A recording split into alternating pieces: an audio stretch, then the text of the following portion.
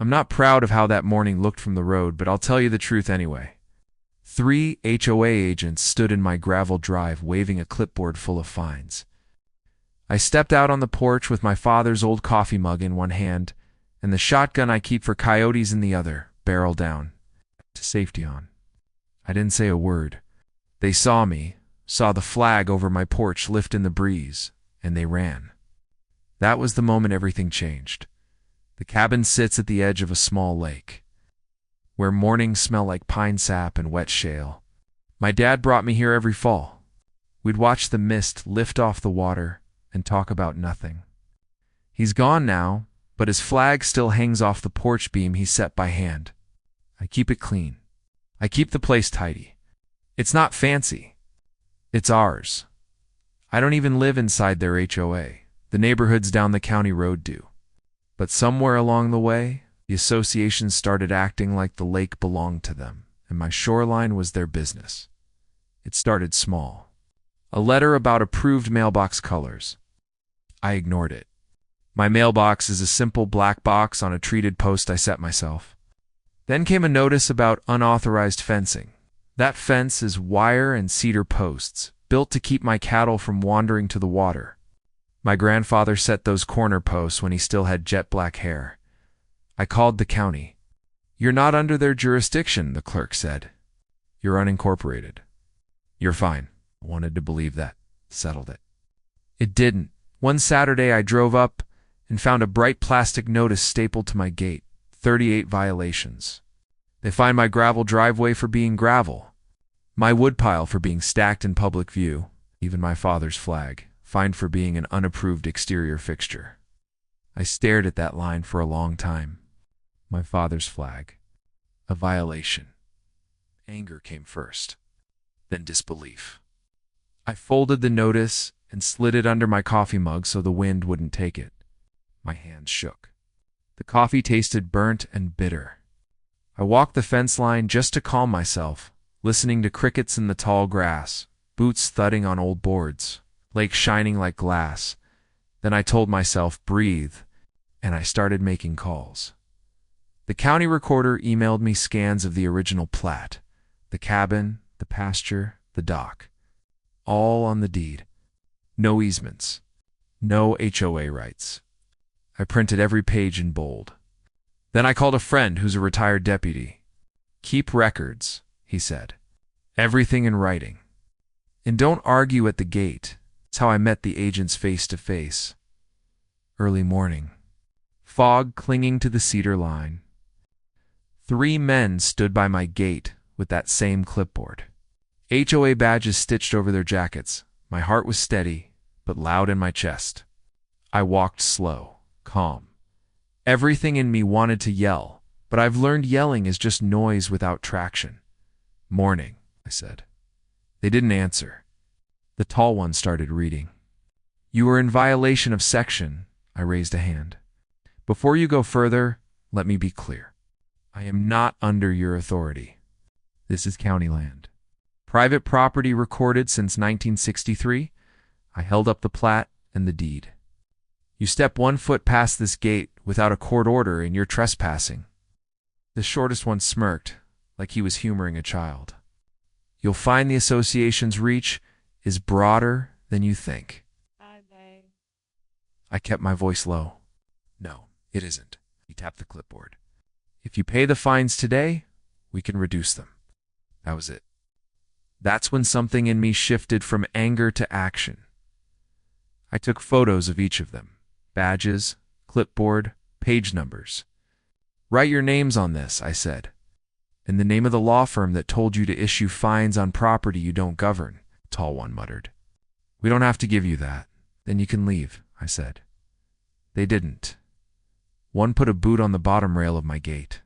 Looking out over my pasture like it already belonged to him, that's when I heard my father's voice in my head. "Don't get loud. Get right."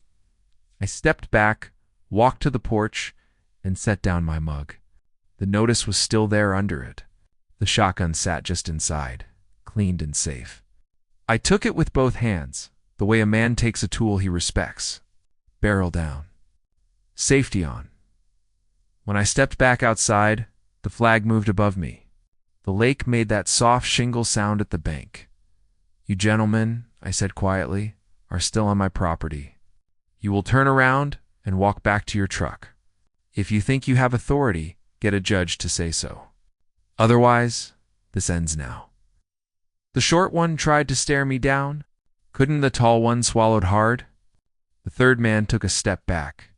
They turned, walked fast to their truck, and left. My hands were steady when I put the shotgun back inside. That was the action. Justice came later. I filed a complaint with the sheriff for attempted enforcement by a private group outside jurisdiction. The clerk knew the HOA's name right away. I mailed certified copies of the plat, the deed, and a trespass notice to their board and their attorney. I even copied mine. That night, I sat at the kitchen table with a pencil and ruler, tracing every boundary my grandfather had measured. For a while, silence. Then, 2 weeks later, a letter. The HOA would pause enforcement while the matter is reviewed. They wanted a meeting. I agreed with conditions. We met at the county building, a room that smelled like dust and old paper. They brought their lawyer, to agents, and the board president. I brought a recorder, my maps, my neighbor Hank, a fisherman who knows every inch of shoreline by heart. The lawyer started. "There's some confusion about the HOA's boundaries." "No," I said. "There's been overreach." I slid the plat across the table. "Your bylaws stop at the county road. This cabin, this pasture, this dock, they're mine. I won't pay a dime for a fence my grandfather built or for a flag my father raised." Hank leaned forward. "They tried this with my boat slip 10 years ago," he said. Backed off when the county stepped in. The room went quiet. The lawyer whispered to the board president. The man's jaw tightened. Then the lawyer said, "We'll rescind the notices and issue an apology for the misunderstanding." "Put it in writing," I said. They did. When I got home, I set that apology letter beside my father's folded flag. It was short, almost reluctant, but it was enough. The agents never came back. The sheriff's office sent confirmation that the case was logged. If the HOA ever tried again, they'd respond directly. That night, slept better than I had in months. The next morning, I stood in my driveway with my toolbox. The sun was bright, the cedar posts throwing short shadows on the grass. I ran fresh wire between corner braces, cleaned the mud off the gate hinge, and mounted a small brass plaque under the porch beam. It reads, "This land is a promise kept. I didn't put it there for the HOA. I put it there for my father, who never raised his voice unless he had to. For my grandfather, who measured once and cut once because he got it right the first time. For the mornings when the lake is still, the coffee's hot, and the flag flutters like it remembers everything I'm trying not to forget. I still keep the shotgun by the door. It's a farm tool, nothing more. Truth is, I hope I never need it for anything but coyotes. The real force that made those men leave wasn't the gun. It was a man standing on his own deed, under his father's flag, with the law on his side. The anger faded. Disbelief found its answer. Action brought the apology. Justice came on letterhead, and pride, quiet, earned pride sounded like frogs at dusk, and the dock settling as the lake breathed. That evening, I poured one last cup of coffee and sat on the steps. The light drifted across the water like it was in no hurry at all. I thought about how easy it is to lose your temper when someone pokes your pride, and how hard it is to win it back once you do. What saved me wasn't rage. It was proof, paper, patience. The lake was calm again, and for the first time in years, so was I. Sometimes standing up for what's right means standing alone, till others find the courage to join you. Have you ever faced an HOA like this? Share your story in the comments. I read every one. If you believe some fights are worth having, hit subscribe and let's stand up together.